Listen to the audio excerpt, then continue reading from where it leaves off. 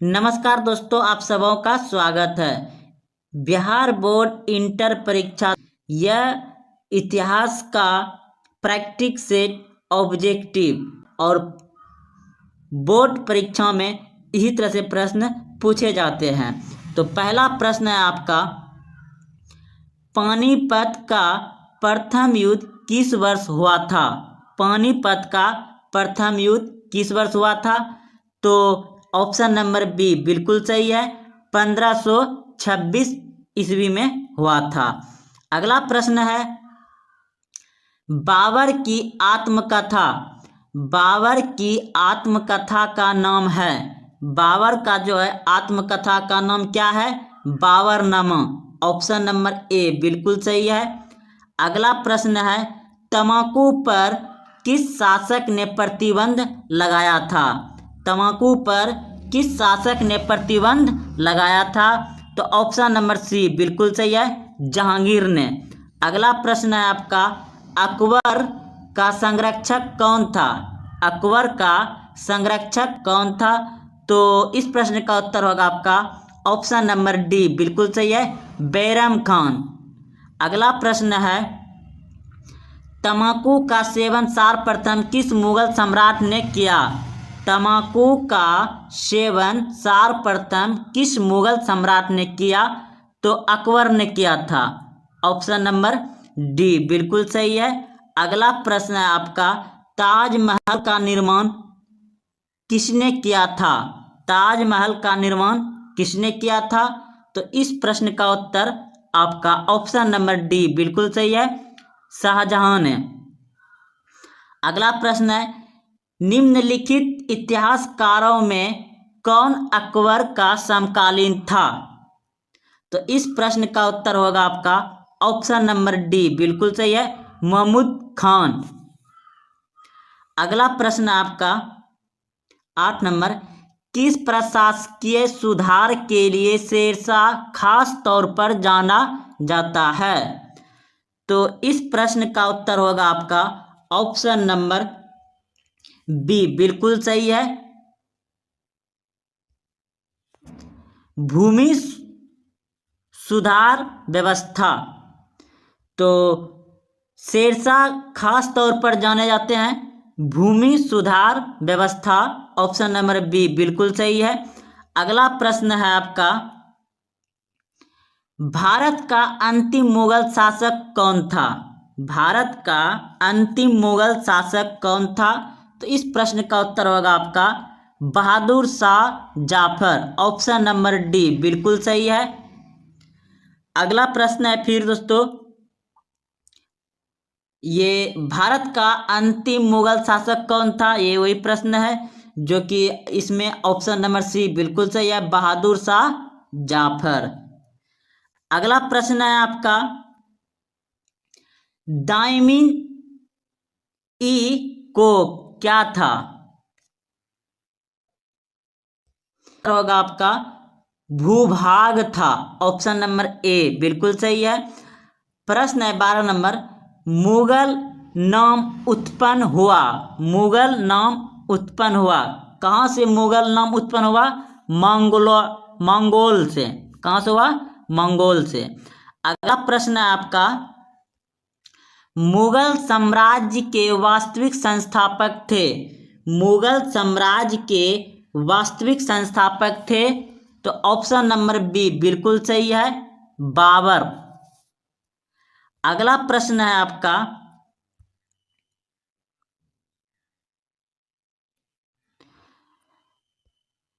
चौदह नंबर, मुगल सम्राट में सामान्यतः महानतम सम्राट माना जाता है। तो मुगल सम्राट में महान सम्राट किसे माना जाता है? तो इस प्रश्न का उत्तर होगा आपका ऑप्शन नंबर ए बिल्कुल सही है, जलालुद्दीन अकबर को महानतम सम्राट माना जाता है। अगला प्रश्न आपका, औरंगजेब का देहांत हुआ था, औरंगजेब का देहांत कब हुआ था? तो इस प्रश्न का उत्तर होगा आपका ऑप्शन नंबर बी बिल्कुल सही है, 1707 ईस्वी में। अगला प्रश्न है आपका, बहादुर शाह जाफर को उखाड़ फेंका था किसने? तो अंग्रेजों ने फेंका था, उखाड़ फेंका था बहादुर शाह जाफर को। अगला प्रश्न है आपका, आलमगीर जी। अगला प्रश्न है 22 नंबर, सुईम जिस मुगल सम्राट का नाम था वह थे, तो वह कौन था जिसका नाम था सुईम? तो इस प्रश्न का उत्तर होगा आपका ऑप्शन नंबर ए, बिल्कुल सही है, शाहजहां का। अगला प्रश्न है, बुलंद दरवाजा जिस स्थान पर है वह है क्या? फतेहपुर सीकरी। बुलंद दरवाजा कहाँ है? फतेहपुर सीकरी में। ऑप्शन नंबर बी बिल्कुल सही है। प्रश्न 24 नंबर, औरंगजेब ने अपने जीवन का अंतिम भाग बिताया दक्षिणी भारत में। ऑप्शन नंबर डी बिल्कुल सही है। 25 नंबर प्रश्न है, सत्यापत कला का सबसे अधिक विकास किसके समय में हुआ? तो इस प्रश्न का उत्तर होगा आपका ऑप्शन नंबर बी बिल्कुल सही है, जहांगीर। ऑप्शन नंबर बी बिल्कुल सही है। जहांगीर के शासनकाल में कला का सबसे ज़्यादा समय माना जाता है। प्रश्न 26 नंबर, कैप्टन हॉपकिंस किस मुगल शासक के दरबार में आया? तो यह आया था जहांगीर के दरबार में आया था। ऑप्शन नंबर बी बिल्कुल सही है। अगला प्रश्न है, निम्नलिखित में अकबर किस पर अधिकार नहीं कर सका? तो अकबर ने अधिकार नहीं कर पाया था, वह था मेवाड़ा। ऑप्शन नंबर ए बिल्कुल सही है। प्रश्न है, निम्नलिखित में कौन मुगल बादशाह आलमगीर के नाम से जाना जाता है? तो इस प्रश्न का उत्तर होगा आपका ऑप्शन नंबर सी बिल्कुल सही है, औरंगजेब को आलमगीर के नाम से जाना जाता है। प्रश्न है आपका, विजयनगर साम्राज्य की स्थापना किसने की थी? विजयनगर की साम्राज्य की स्थापना किसने की थी? तो ऑप्शन नंबर ए बिल्कुल सही है, हरियर एवं बुक्का ने किया था। प्रश्न है, पुर्तगालियों ने गोवा पर कब अधिकार किया? पुर्तगालियों ने गोवा पर कब अधिकार किया था? 1510 ईस्वी में। अगला प्रश्न है, विजयनगर का महानतम सम्राट कौन था? विजयनगर का महानतम सम्राट कौन था? तो इस प्रश्न का उत्तर होगा ऑप्शन नंबर बी बिल्कुल सही है, कृष्णदेव राय विजयनगर का महत्तम सम्राट था। प्रश्न है, गोपुरम का संबंध है मंदिरों से? ऑप्शन नंबर डी बिल्कुल सही है। प्रश्न है आपका अगला, हम्पी किस साम्राज्य से संबंधित है? हम्पी किस साम्राज्य से संबंधित है? तो यह है विजयनगर। ऑप्शन नंबर डी बिल्कुल सही है। अगला प्रश्न है आपका, हरियर और बुक्का ने विजयनगर साम्राज्य की स्थापना की थी, तो यह क्या था? 1336 ईस्वी में। ऑप्शन नंबर ए बिल्कुल सही है। मिलता है जिस समय बौद्ध ग्रंथ में बुद्ध के समय कितने जनपद के मौजूद होने का उल्लेख मिलता है? यानी बौद्ध धर्म जिस समय था उस समय कितने जनपद थे और वह किसमें मिलता है? तो यह है दोस्तों ऑप्शन नंबर सी बिल्कुल सही है, अंगुत्तर निकाय में, और उस समय 16 महाजनपद था भारत में। अगला प्रश्न है आपका, बौद्ध साहित्य में 6 महान नगरों का संदर्भ आता है, इनमें से कौन उसमें शामिल नहीं है? तो 6 महानगर थे उस समय बौद्ध के साहित्य में, उन 6 में से इनमें कौन सा नहीं है? तो वह था साकेत और Kaushambi, option number C, Saket और कौशांबी, यह नहीं था। अगला प्रश्न है आपका, स्पुत का संबंध किस धर्म से है? स्पुत का संबंध किस धर्म से है? तो यह है आपका बौद्ध धर्म से, ऑप्शन नंबर ए बिल्कुल सही है, बौद्ध धर्म से। अगला प्रश्न है आपका, भगवान महावीर ने पार्श्वनाथ के सिद्धांत में नया सिद्धांत क्या जोड़ा? तो यह प्रश्न आपको याद ही होगा, ब्रह्मचर्य का सिद्धांत जोड़ा था। प्रश्न है अगला, त्रिपिटक साहित्य है, त्रिपिटक साहित्य है, तो यह है बौद्ध धर्म का, ऑप्शन नंबर बी बिल्कुल सही है। अगला प्रश्न है आपका, महात्मा बुद्ध को ज्ञान की प्राप्ति कहाँ हुई? तो यह आप सभी जानते हैं कि बोध गया में हुआ, जस्ट अभी तुरंत ही प्रश्न का उत्तर हो चुका है। अगला प्रश्न है, श्वेतांबर और दिगंबर का संबंध किस धर्म से है? श्वेतांबर और दिगंबर जो है दोस्तों, यह है जैन धर्म का। और प्रश्न है अगला, हीन और महायान संप्रदाय किस धर्म से संबंधित है? हीन और महायान संप्रदाय किस धर्म से संबंधित है? तो इस प्रश्न का उत्तर है आपका ऑप्शन नंबर बी बिल्कुल सही है, बौद्ध धर्म से। प्रश्न है आपका, निम्न में से किस वेद में 10 मंडल, 1028 सूक्ति तथा 10,580 ऋचाएँ हैं? तो यह है ऋग्वेद में। ऋग्वेद में 10 मंडल है, 1028 सूक्ति है तथा 10,580 ऋचाएँ हैं ऋग्वेद में, और सबसे पुराना वेद ऋग्वेद है।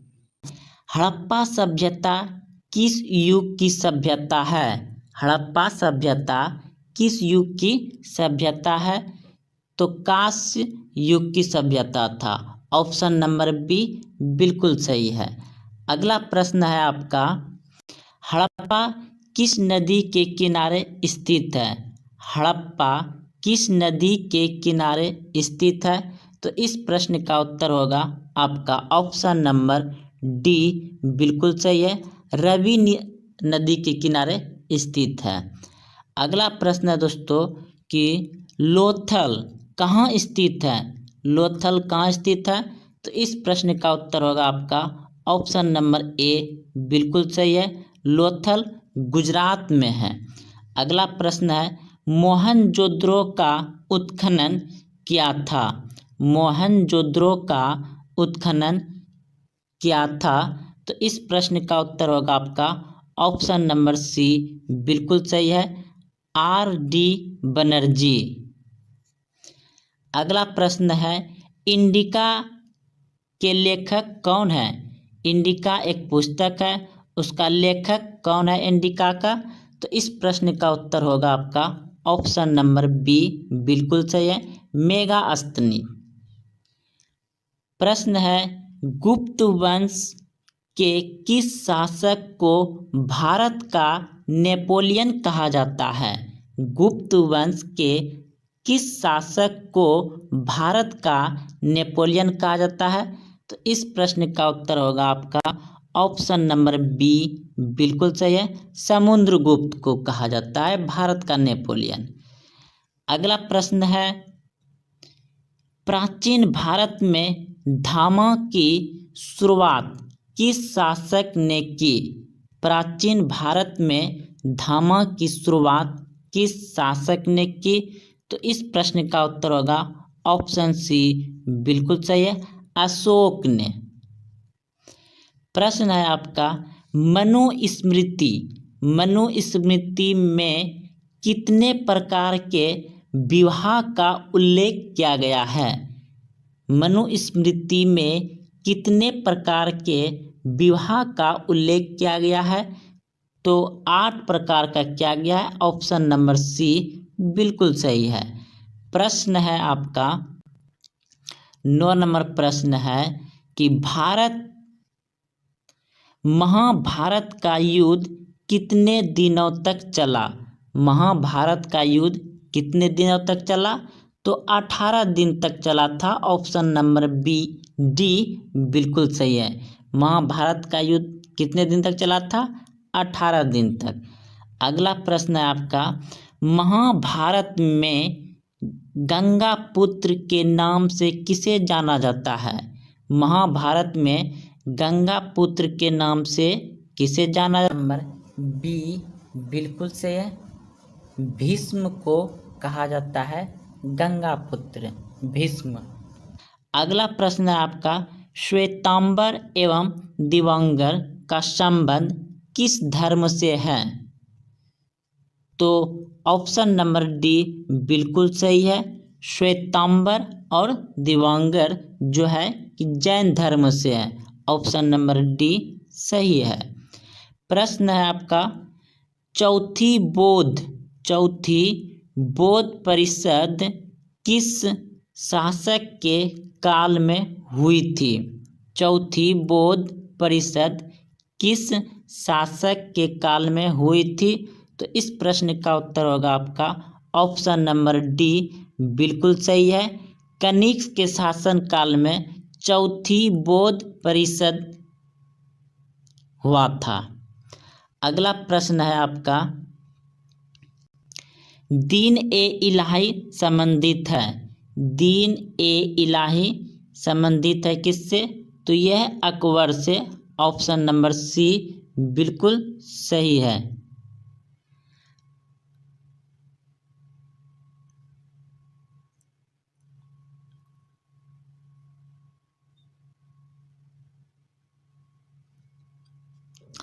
अगला प्रश्न है आपका, भारत का अंतिम मुगल शासक कौन था? भारत का अंतिम मुगल शासक कौन था? तो ऑप्शन नंबर डी बिल्कुल सही है, बहादुर शाह जाफर। भारत का अंतिम मुगल शासक कौन था? बहादुर शाह जाफर। अगला प्रश्न है आपका, जजिया किससे लिया जाता था? जजिया कर है वह किससे लिया जाता था? तो ऑप्शन नंबर डी बिल्कुल से आपका। प्रश्न है, किताब उल रेहाल में किसका यात्रा वृत्तांत मिलता है? तो ऑप्शन नंबर सी बिल्कुल सही है, इब्न बतूता का मिलता है। अगला प्रश्न है आपका, तंबाकू का सेवन सर्वप्रथम किस मुगल सम्राट ने किया? तंबाकू का सेवन सर्वप्रथम किस मुगल सम्राट ने किया था? अकबर ने। ऑप्शन नंबर डी सही है। प्रश्न है, अलबर्नी किसके साथ भारत आया था? अलबर्नी किसके साथ भारत आया था? तो ऑप्शन नंबर सी बिल्कुल सही है, गजनी के साथ भारत आया था। अगला प्रश्न है आपका, प्रसिद्ध विरूपाक्ष मंदिर कहाँ स्थित है? तो यह है हम्पी में। ऑप्शन नंबर ए बिल्कुल सही है, प्रसिद्ध विरूपाक्ष मंदिर कहाँ स्थित है? तो हम्पी में है। अगला प्रश्न आपका, आयनगार व्यवस्था संबंधित थी? ऑप्शन नंबर बी बिल्कुल सही है, विजयनगर से।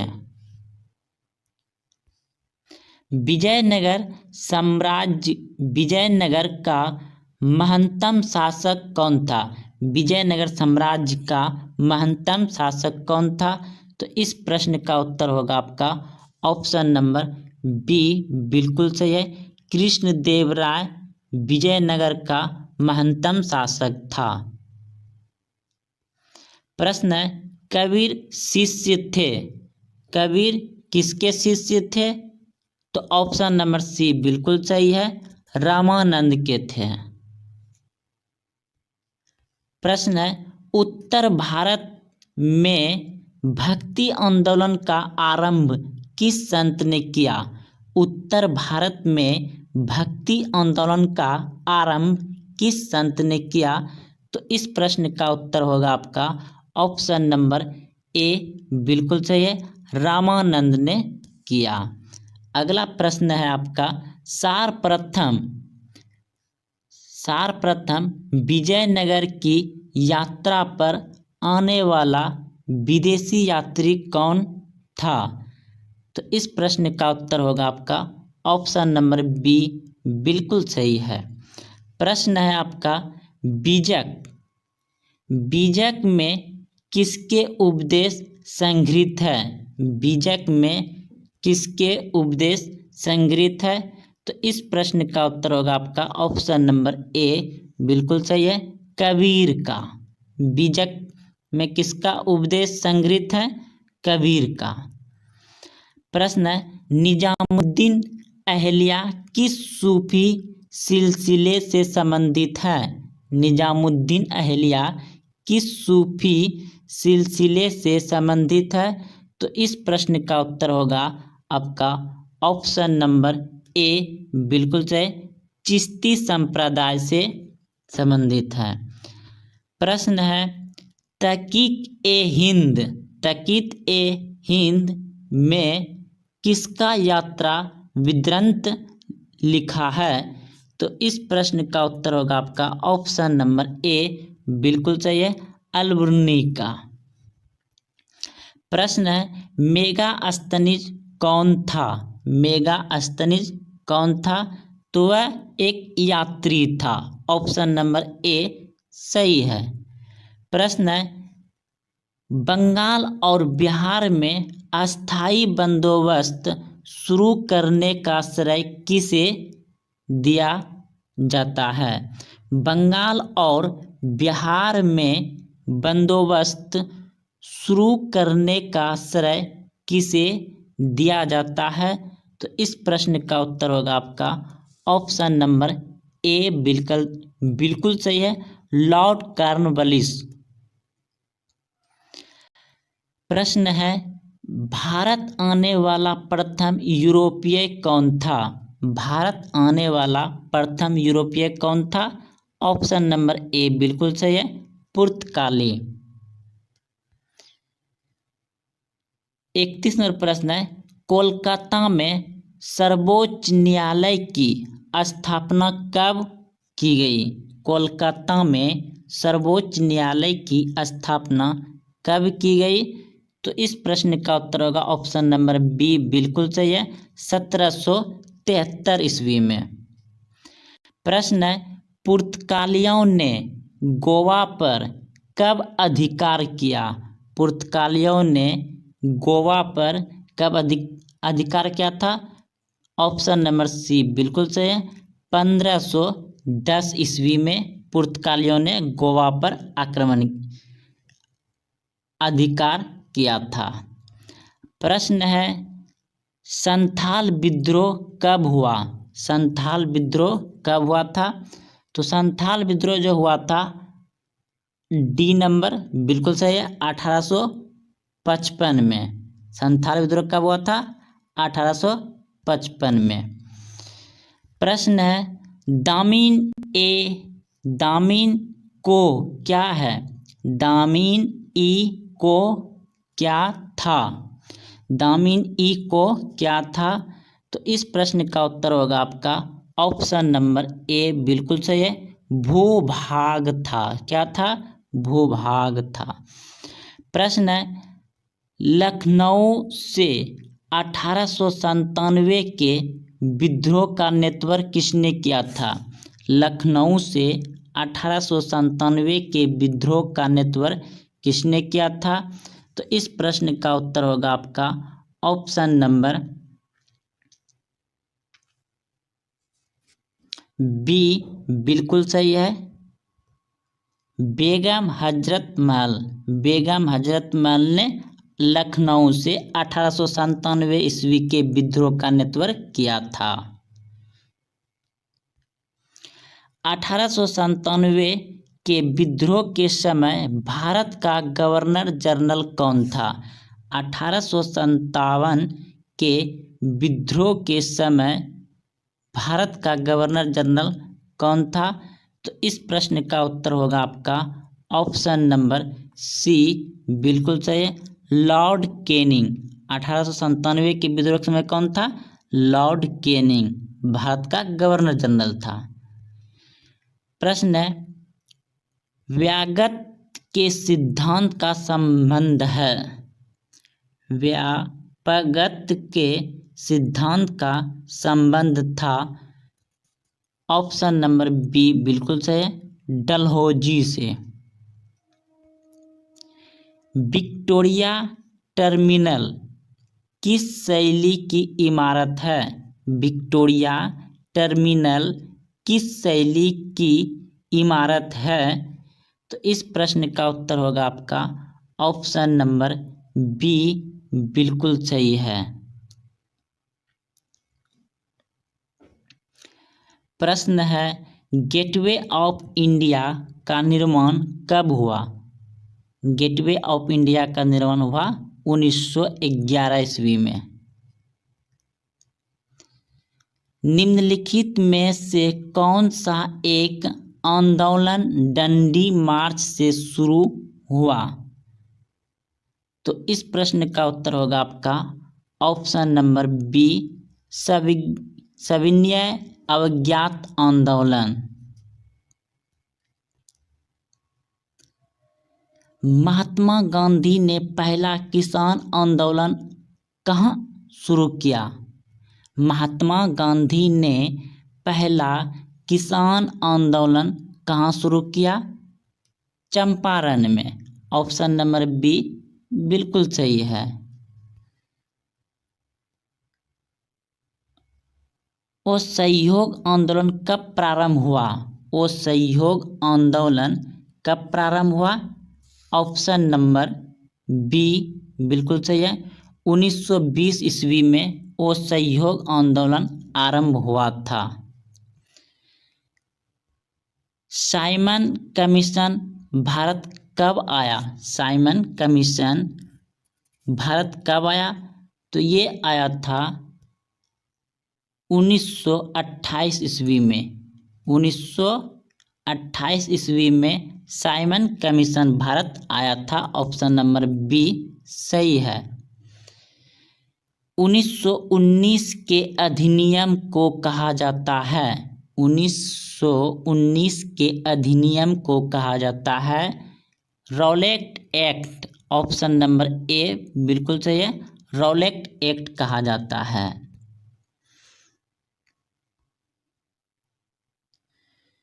पैंतालीस नंबर प्रश्न है, जलियांवाला बाग हत्याकांड कब हुआ? जलियांवाला बाग हत्याकांड कब हुआ था? तो 13 अप्रैल 1919 को हुआ था। ये आप सभी क्लास 10th में भी पढ़े होंगे। प्रश्न है, बंगाल के विभाजन की घोषणा कब हुई? बंगाल के विभाजन की घोषणा कब हुआ था? तो 1905 में हुआ था। ऑप्शन नंबर ए बिल्कुल सही है। बंगाल के विभाजन की घोषणा कब हुआ था? 1905 ईस्वी में हुआ था। प्रश्न है 47 नंबर, पाकिस्तान शब्द किसने दिया? पाकिस्तान शब्द किसने दिया? तो ऑप्शन ए बिल्कुल सही है, जिन्ना ने दिया था पाकिस्तान शब्द।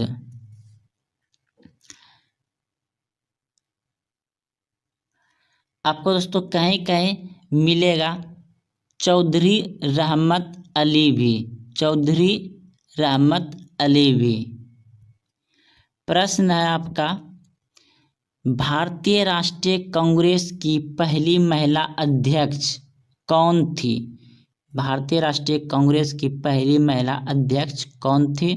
तो इस उत्तर होगा आपका ऑप्शन नंबर ए, बिल्कुल सही है, एनी बेसेंट। भारतीय संविधान कब लागू किया गया? भारतीय संविधान कब लागू किया गया? तो इस प्रश्न का उत्तर होगा आपका ऑप्शन नंबर डी, बिल्कुल सही है, 26 जनवरी 1950 को। स्वतंत्र भारत के प्रथम राष्ट्रपति कौन थे? स्वतंत्र भारत के प्रथम राष्ट्रपति थे doctor Rajendra Prasad, option number सी बिल्कुल सही है। तो दोस्तों यह सही प्रश्न बहुत ही महत्वपूर्ण थे। अगर आपको अच्छा लगा तो अपने दोस्तों में शेयर करें, और हाँ, अगर आप अभी तक चैनल को सब्सक्राइब नहीं किए हैं तो चैनल को सब्सक्राइब कर दें, ताकि आपको इसी तरह से सभी विषय का ऑब्जेक्टिव और अन्य कंपटीशन प्रतियोगिता के लिए